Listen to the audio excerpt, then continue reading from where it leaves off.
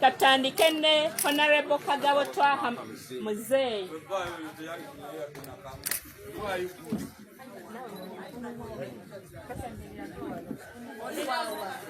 Binamukamu bubiri afunya obululu bubiri Honorable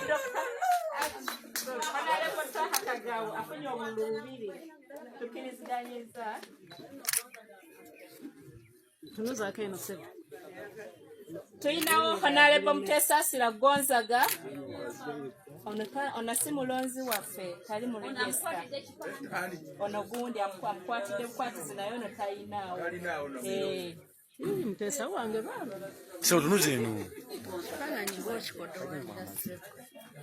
kakati tugende wa Honorable Ajimba Baali sebo tandika okubala obululu kamu bubiri busatu buna butano mukaaga musanvu munana mwenda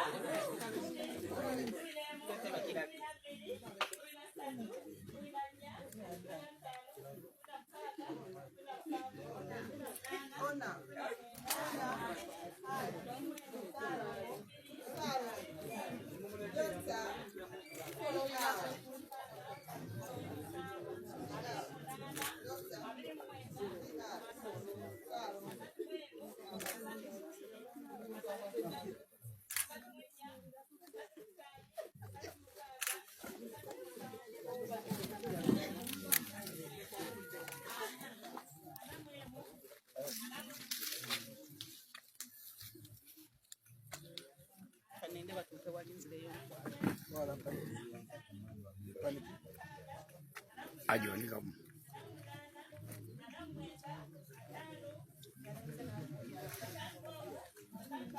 Ngowe nabasuubiza nti munnange nja kubanga mbatuusaako updates ezigenda mu maaso mu kamyufu mulowooza omukulu Honorable Twaha Kagabo ebintu munnange nga we yabibala bitandise okuba nga bimwegaana kirabika ne NRM bamugobayo omanyi okubala nga ayina obululu bubiri kitokota ate wetugenda lw'emiyaga yo ate kirala nnyo Katabi ekwate mu bulago anti yo tulinayo omukulu Theodore Ssekikubo n'oli General Smile Ashande naye bo beeyogeredde ebisongovu tugende nayo nkutwaleyo labe. Is going to stop that impunity that we are putting on people. Is going to stop. You are going to wake up. Idiot. You must wake up. You are just an idiot. Please, my candidate. Please, candidate. Please, can we show? You will say,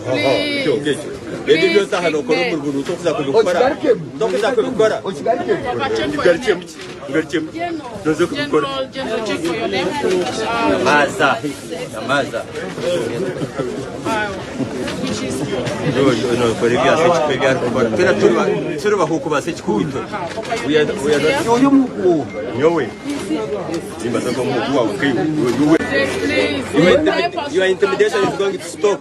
That impunity that we are putting on people is going to stop. You are going to wake up. Nkakasa nti tukutambuza bulungi nga bwe twakugambye lunaku nga bwe lutambula ebyo bye biri essembabule oba kirimu NRM kitokota egava esaidize Kamuli asapota omulala ye bamukubiddewo amasasi n'afiirawo Mbulaga ate ng'oyo omukyala we naye yeesimbyewo akintegeddeko mbu babaddewo okusikanga n'omuguwa ekiro ekikeeseza olwaleero olw'abawagizi ba mukulu Musumba Isaac wamu n'omulala bamuyita Martini era nti munnange mu kasambaatu kaako omwami amanyiddwa nga Sowede abasinga obulungi bagamba nti amanyiddwa nga Floud Star abadde amanyiddwa mbu Uganda yonna naye mbu bamukubye amasasi n'afiirawo Mbulaga oyo nno ne mukyala we yeesimbyewo era nga bintu bya kamyufu simanyi naye wano gye tulaga bikambwe kitalo nnyo era kitalo ddala. Teri muntu ayagaliza munne kufa mu bintu nga bino ebyakalulu, naye munnange gye bituuse kati kuyuwa musaayi. Kiki ekiri mu kalulu? Kiki ekiri mu kalulu kino? Nti abantu omuntu bw'aba waali tayagala, kati kituuse n'okuba nti abawagizi bo bokka na bokka bali mu kwetta, bali mu kwekuba, bali mu kweyokyeza mamotoka, awo simanyi. Naye nga tuvuddeko eyo era nga tuzeeko eno omukyala Nina Rose ono nga yeggwanyiza entebe ey'Essembabule mu kalulu k'okuba nga representinga abakyala beeyo era ng'ayagala kubanga akwata ebendera ya NUP singa banaaba bagimuwadde ajja kuba ng'avuganya olunaku lwaleero munange ajaguza amazaalibwa ge. Happy birthday to you, happy birthday to you, happy birthday dear Nina. 1, 2, 3, 4, 5.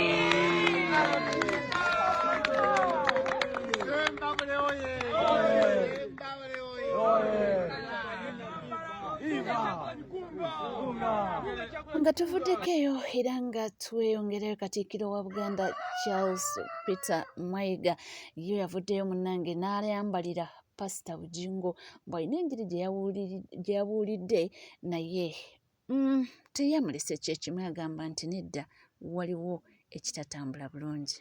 Nawulidde omubuulizi w'enjiri awo Pastor ng'agamba nti mu Bayibuli temuli nti mwannyoko simuwasa. Mwamuwuliddeko? Yaneewuunyisizza ate bulijjo ndowooza nti oyo ye oba yafunyeyo omuwala eyeddira ekika kye. Manyi bwe bakola ne balyoka bataputataputa ebintu okwanguyiza ebintu. Obuwangwa bwaffe toyinza kuwasa wa kika kyo. Oba ne Bayibuli tagitegeera bulungi yaneewuunyisizza. Nga tweyongerayo kangutuwaleko eri ebitundu eby'eggwanga ebyenjawulo abasoga si basanyufu nabagambyeko nnaku lw'eggulu era bawanda muliro bagamba nti ye munnange Kyabazinga kiki kyabakoze? Baba Kyabazinga watukubye omuyigo baba. Watusabwire.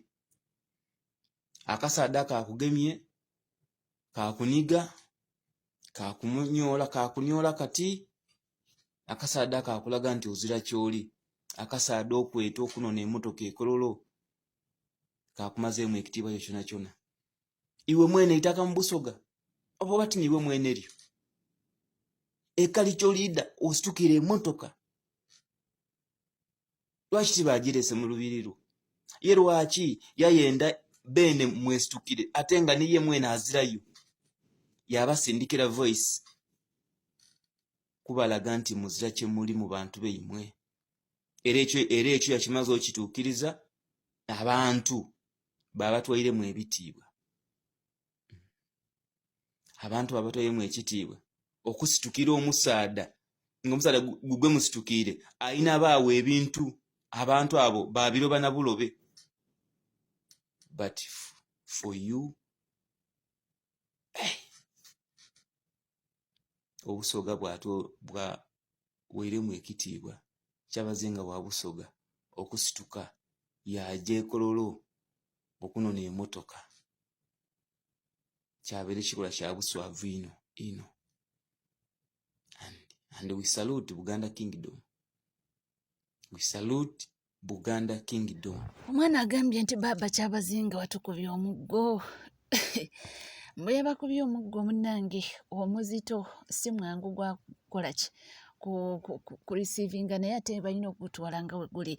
Ate era ku nsonga y'emu nze nakugambye nti nja kubanga nkuwa endowooza z'abantu buli omu kyalowooza ku nsonga eno obukadde biliyoni 12 billions. Abantu bagambye nti oba oli azandibadde ziyambako kyeziyambako oba mu malwaliro ne bateekayo eddagala oba ebyuma ebikozesebwa nti naye nga tuvuddeko eyo abaana ab'enjawulo bakyeyongera nabo okutunuulira ensonga zino z'ebubiina buno obuzi obungi ennyo. Abaana bagambye nti kino kiraga nti mu butuufu His Excellency Robert Kyagulanyi Ssentamu alina engeri gy'ayugumizaamu opposition mu ggwanga wano mu ggwanga Uganda kubanga tekibangawo mu history wa Uganda ebyo birina okubawo ebityo nga buli omu ajja ayeeta opposition nga gulawo pate ye. Kyagulanyi nze siina kyenkubanja kuba ne bino byokozeeko byo bimala bumazi kuba wano tetwandituuse ye bino twandibitegedde. Bano abasajja emirundi tebakoma kuba najjo mu ssente. Olusaniya lumuli mu maaso kuba emmere yiye naye yatuusa kugirinnyamu bulinnya ng'atogantoge kyokka nga yiye naye n'atakoma ku mululu ogwo. Kale bino twandibirabye, bino tetwandibirabye. Nana kukikiriza nti bano be baali bayita abagezi, bano be tubadde nga tuyita abagezi. Bazadde baffe batugamba ng'obusajja obwo bugezi nnyo. Atuuka n'okubategeeza nti bo bakuumiridde opposition ebbanga lino lyonna. Ffe tetubangako ku ffe tetujja kubeera mu opposition, tugenda kubeera wano. Tulina bingi ebyokukola. Era kyovula tulwana kino tukigguse. Era kitufu ddala ggwe munyagwa. Omusajja omukulu n'ogwo omutwe. Tani namba gy'ositudde.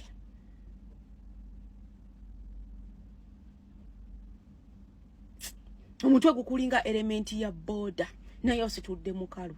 Kati ze enviri osalako zaaki.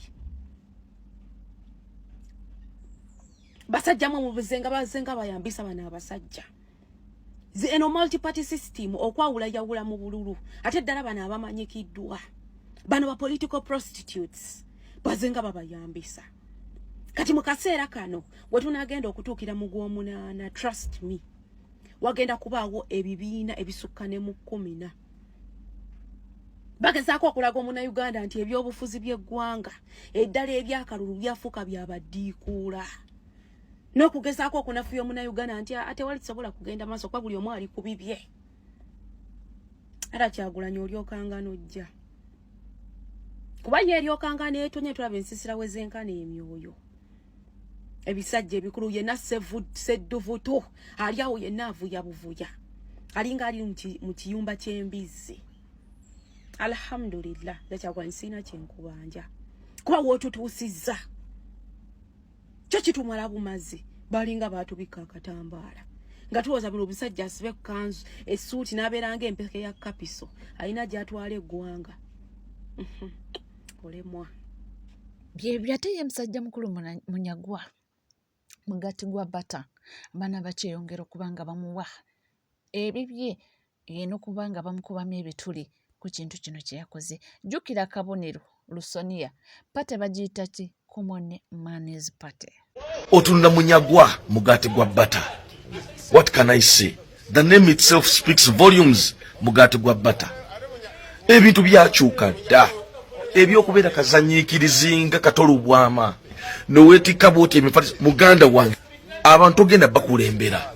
You cannot be repeating the same things over and over again thinking you're going to get different results.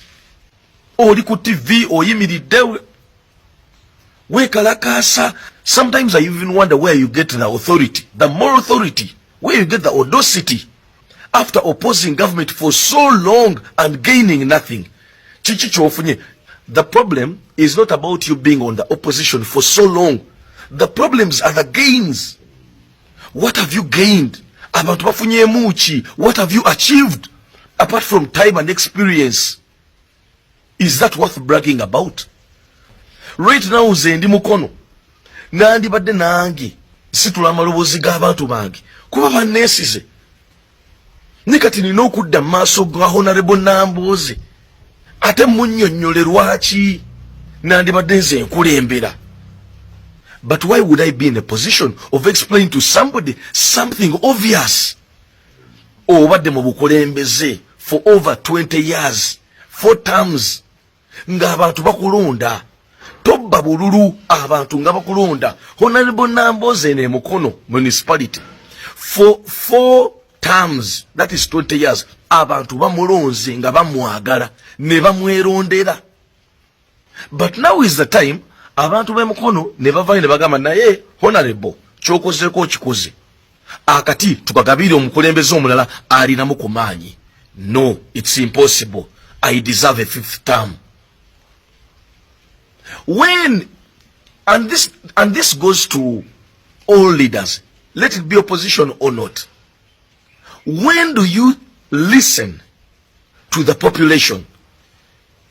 When do you stop listening to yourself? Olekerawo okwewuliriza nga ggwe omuntu otandika okuwuliriza abantu b'okulembera. This is the problem. A leader has to be selfless. Nga towerowoozako nga ggwe wabula ng'olowooza ne ku biruma abantu bo. Nti abantu abazze nga banjagala, abantu abazze nga bannonda, saawa zino bagamba tukyuseemu. When do you listen to that? When do you listen? When do you give somebody benefit of doubt? Nti abantu bano batuufu, abantu bano bategeera kye basazeewo, abantu bano era bakitegeeza. Be bazze nga bannonda, be bazze nga bampuliriza, kati era baŋŋamba nkole bwe nti. Abantu bawuliriza bakulonda, abantu bawuliriza bakwagala, abantu bawuliriza bakkaanya n'ebyoyogera, bwe baba tebakkaanya awo towuliriza. The self-entitlement, the ego that is portrayed by our leaders is so uncalled for. So uncalled for. But anyway, katulabe gye kiggweera. Ate bambi mawulire agenda ku baganda baffe abafiire Kuwait oba mujjukira waliwo abaganda baffe abawererako ddala oba 6 oba bali 5 abafiire Kuwait mu muliro. Olunaku olwaleero emibiri gyabwe zikomezeddwawo waneno mu ggwanga Uganda. Yes, gende babe nga bakiteeka mu nnyumba zaabwe ez'olubeerera. Yanga mu miranga n'ebiwoowe baaniriziddwa ab'eŋŋanda n'emikwano wali ku airport Entebbe. Bannange tuli ku kisaawe Entebbe wano, mayitiza abaganda baffe abafiire Kuwait mu muliro batuuse batwogerera. Family eno zamuziraba abantu baka bamaziga beera gye bali musi nnungi. Oyo director wa Initiative Uganda Mr. Oluka Kenneth saako n'abasigadde ali ku kamera Mr. Abdu Organizing Secretary wa Initiative Uganda naye nga kibi nnyo kibi ddala.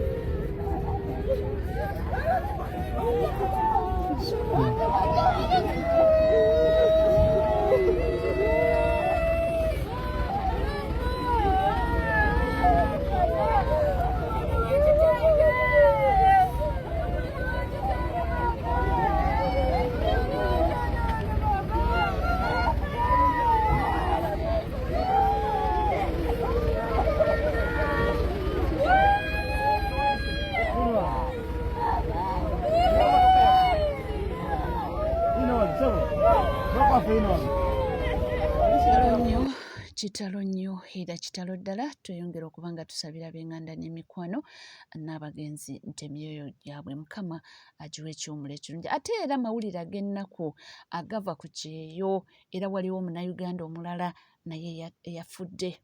Kigambibwa omwana mulenzi ono mbu yesse era mbu yaleseewo n'akabaluwa ng'agamba nti I need peace of mind oba I need peace oba I need peace of mind. Bwe bityo Musaayi muto myaka 33 naye nga naye afiiridde mu Bwarabu.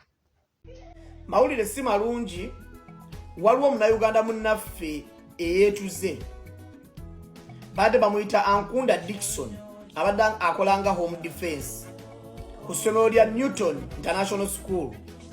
Abamanye emabega w'ekizimbe kya Energy Building mu Doha awo essomero weriri awo wabadde akolera.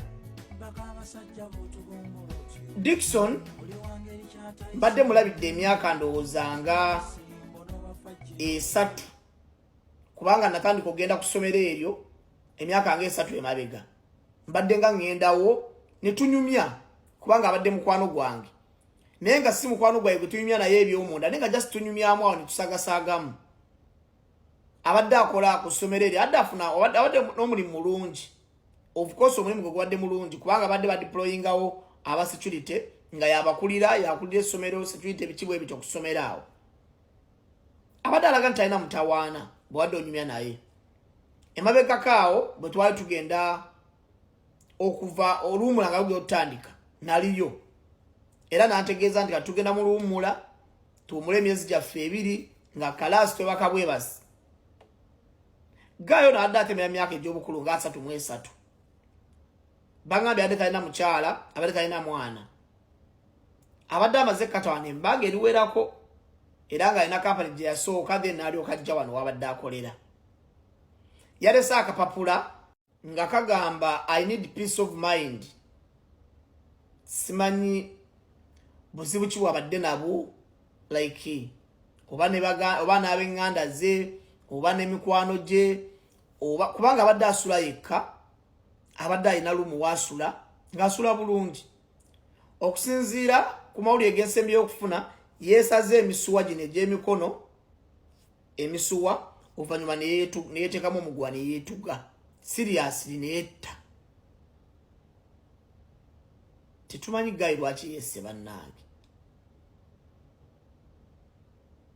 gayi abadde mukwano gwange kubanga mbadde nga ŋŋendawo everyday netunyumyamu awo netusaagamu awo era mawulire bagaŋŋambye gye bangamba nti mukwano gwo yeetuze tusaba ab'eŋŋanda ze mwenna mikwano gye tubasaasira olw'okufiirwako omuntu newankubadde mu Buganda omuntu eyeetuze alina ekifaananyi kyalabikamu ekirala oba kitumulabiramu ffe nga mu Buganda naye kitalo nnyo ddala kubanga omuntu bw'avaawo ate aleka ffe baleseewo mu bulumi n'ennyiike tusaba abantu mwenna abali eyo nga tonnafuna woba ofunye ebizibu baako abantu bosheyalinga nabo ebizibu byo kubanga nkubuulira amazima ebizibu by'ofunye si gw'osoose okubifuna abantu bangi bafunye ebizibu abantu babidisappointinze mu Uganda nga basindikidde sente zaabwe abantu bababbye sente zaabwe abantu bagudde mu bizibu byotalabanga nga n'ekikyo kitono nnyo so kirungi nosheyalinga emboozi eyo n'emikwano gyo ne bakuwa amagezi si kirungi kwenakuwaza nakwemalirira nakwefaako buwomu obulamu kyekikulu bino ebisigadde byonna tubikola bukozi tugumya mikwano gye tugumya ab'eŋŋanda ze tugumya famire ye ntegezeddwako nti omulambo guli Muhammad International Hospital kitalo nnyo kitalo ddala eri bannakata kisirani kyamaanyi nnyo nga ffe bankuba kyeyo kibi nnyo si malungi mawulire si malungi yadde eri abaganda baffe abali e Saudi baganda baffe abali mweyongera okubanga mubasabira naye nga kitalo nnyo yange webale kubanga wekomedde ku NCK TV teweerabira kubanga osubscribinga ringinga that notification bell sharinga likinga bisigadde nkomo nabyo tova